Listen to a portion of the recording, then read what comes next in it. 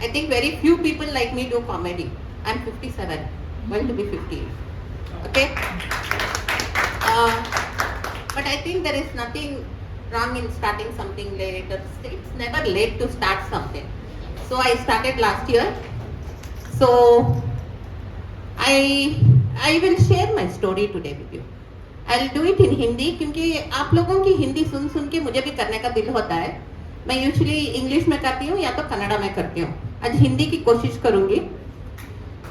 तो लोग ये कहते हैं कि वक्त सब कुछ भुला देता है. लोग कहते हैं वक्त सब कुछ भुला देता है, लेकिन कुछ यादें ऐसी होती है जो वक्त को भुला देती है, राइट? और ऐसे लगता है जो चोट अभी अभी लगी है जिसको लग के जमाना हो चुका होगा.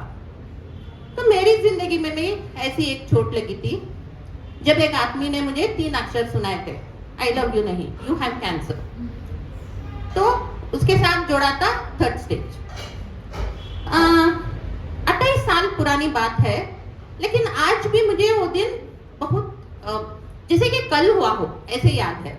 इतना तक कि मेरे हाथ में एक रुमाल थी सफेद, उसके ऊपर नीले फूल थे, वो पूरी गिली हुई थी, वो भी याद है. तो ये कैंसर जब मुझे आया तो ऐसा लगा कि एक तूफान आ गया है, सबसे बड़ा एक तूफान आ गया है. क्योंकि मेरी 11 महीने की बच्ची थी जिसे मैं दूध पिला रही थी, वो भी स्पेशल नीड्स की थी. तो ये बड़े तूफान के जैसा आया. लेकिन आज मुझे समझ में आया है कि जिंदगी में तूफान का आना भी बहुत जरूरी है, क्योंकि तभी तुम्हें पता चलता है कि तुम्हारी कश्ती में चूहे कितने हैं जो छोड़ के भाग जाएंगे जब डूबते हो. तो मेरी जिंदगी में चूहे बहुत निकले. उसके ऊपर एक चुटकुला सुनाती हूँ. कैंसर ने कहा मुझसे, बताकर आईना, सुन मेरी बहना, ये सब तेरे रिश्ते हैं made in China, made in China. तो ये रिश्तेदार जो होते हैं ना, वो आखिरी बार मुझे देखने के लिए दौड़ दौड़ के आए. दौड़ दौड़ के आए तो सवालों की बारिश हो गई. तुम्हें कैंसर हुआ कैसे, क्यों हुआ, अब क्यों हुआ इतनी कम उम्र में? तो अभी इनका जवाब देना बहुत मुश्किल है. क्या बताऊं उन्हें मैं कि कॉन्डम पहनना भूल गए थे? हाँ, क्या बोल सकते कि कैंसर कैसे हुआ?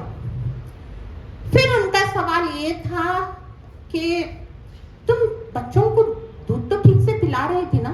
मैं तो मुंह से पिला रही थी यार. फिर कहाँ से पिलाऊं? ठीक से का मतलब क्या होता है? मुंह से तो पिला रही थी बच्चों को दूध. फिर एक सबसे बढ़िया सवाल था, आपकी एक ब्रेस्ट निकालने के बाद क्या अपने पति को आप खुश कर सकोगी? आपके पति खुश होंगे? अब जो बंदा भगवान से ही दुखी है, मुझसे क्या खुश हो गया है?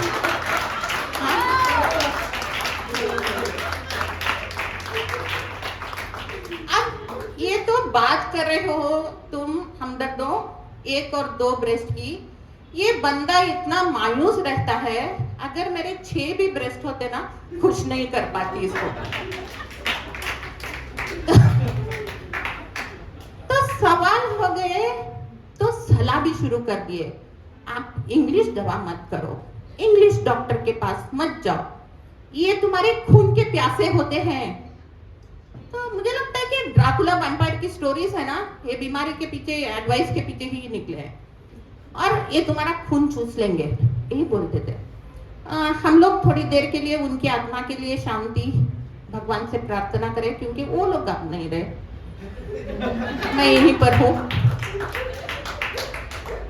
तो ये सलाहों के पीछे वो बोल रहे थे कि ये तुम्हारा पैसा भी लूट लेंगे, तुम्हारी जान भी ले लेंगे.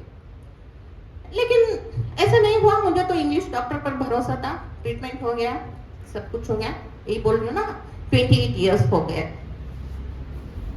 तो ये जो वक्त, अभी कभी कभी हमें ठोकर लगती है, तो बुरा वक्त आता है, तो हम या तो निकल जाते हैं या तो बिखर जाते हैं, राइट? तो मैं क्या की थी कि मैं पीयूसी में, मैं टॉपर थी स्कूल में, लेकिन मैं पीयूसी में ड्रॉप आउट हुई थी माँ बाप की बात सुन के कि समाज का जो दबाव होता है ना, उसके वजह से. और मैं शादी की थी, सेटल हो गई थी, सब कुछ हो गया था. और मुझे ऐसा लग रहा था कि मैं बिखर गई थी रिश्तों को समेटने के लिए. अब वक्त आया था, एक कैंसर ने मुझे ये बताया था कि खुद को समेट लो, चाहे कुछ भी बिगड़ जाए। और मैंने वही फैसला किया, पीयूसी से अपनी पढ़ाई दोबारा शुरू की, एमएस कंप्लीट की, अपनी कैरियर बना ली, अपना बिजनेस भी शुरू किया और बहुत खुशी लगती है सब कुछ बिखर के खुद को समेटने में।